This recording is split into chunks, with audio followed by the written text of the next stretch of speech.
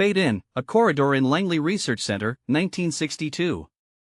The clack of heels echoes. A lone black woman, slide rule in hand, threads her way through a world dominated by white lab coats, her name unrecognized by most, her mind revered by a few. She is Katherine Johnson, mathematician, mother, pioneer, determined to defy gravity in every sense.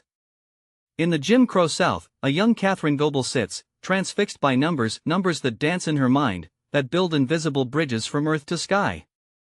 As a child prodigy in West Virginia, she graduates high school at 14, college by 18. There, mathematics is more than a subject, it's a lifeline, an assertion of her place in a world that insists she belong nowhere. But numbers do not see color or gender. They reveal only truth. Langley, 1953. Segregation, a cold fact. The colored computers are tucked away, hidden but vital.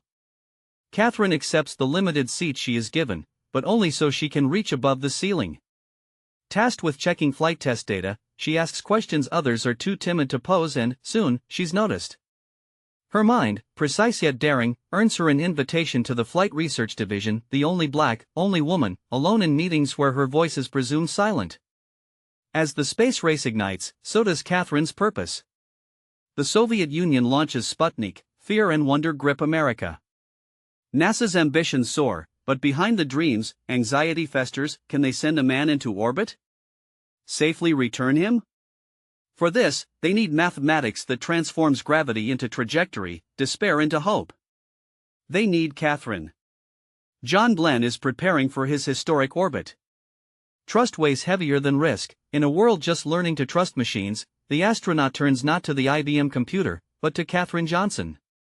Get the girl to check the numbers, he declares. If she says they're good, I'm ready to go. In a windowless room, Katherine pores over equations by hand, racing against time and expectation. Every digit is a battle against the legacy of segregation, the doubt of superiors, the terror that one mistake will cost a life and shatter a nation's pride. Her calculations, meticulously checked and rechecked, chart the precise path that Glenn will follow through the inky void. Glenn launches. The world watches. Katherine waits, breath held, haunted by the silent terror only known to those whose work decides the fate of others. The capsule arcs above Earth, her numbers hold. Glenn returns, triumphant. In that moment, Katherine Johnson's invisible fingerprints are etched into history. But triumph does not mean rest. Through a turbulent decade, she works on the Apollo program, calculating the mathematics that will guide Apollo 11 from Earth to the Moon, a task woven with infinite variables and peril. When Neil Armstrong sets foot on the lunar surface, he stands not just on lunar rock, but on a scaffold built by Katherine's intellect and perseverance. Yet, for decades, NASA's official photographs crop her out. Headlines misspell her name, or ignore it altogether.